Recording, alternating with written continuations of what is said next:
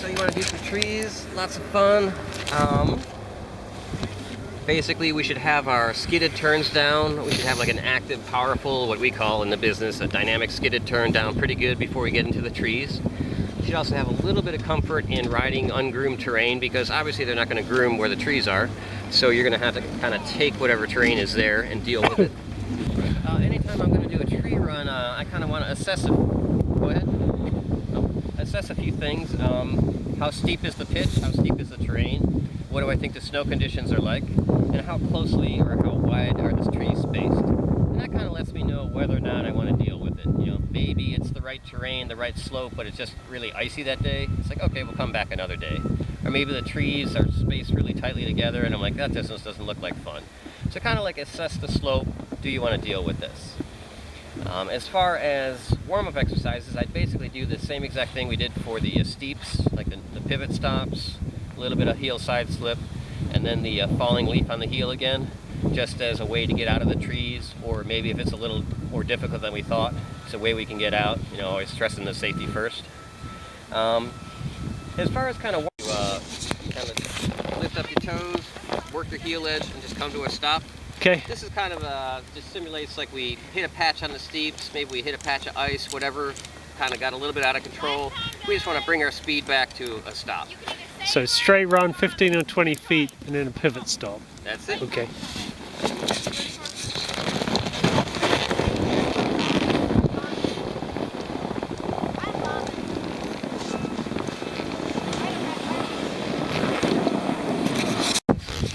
Just a little bit of that heel edge falling leaf back and forth. So let's just kind of do two of those. I'll just head that way and then back the other way. That's kind of if we wanted to get past a really steep section or an icy section or a narrow section that we just didn't feel good about making link turns. We can use that to get down. Okay.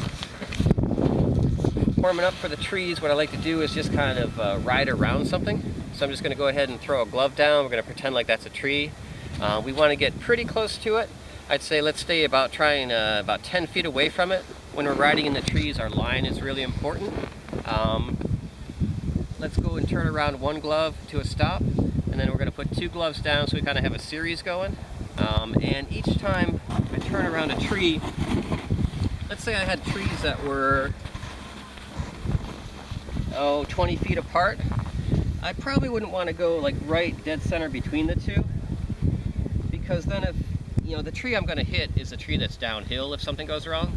So what I would prefer to do is go like 2/3 of the way uphill towards that tree.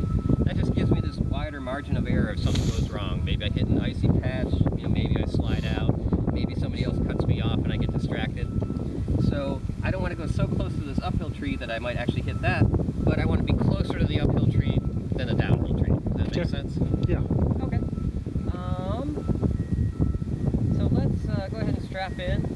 I'm going to drop down a glove. We're just going to pretend like it's a tree, and we'll try and go around it about 10 feet away. And actually, I've seen all you guys ride, so just to save time, I'm going to put two gloves down so we kind of have a little bit of a series going. So we'll just try and use them as slalom gates.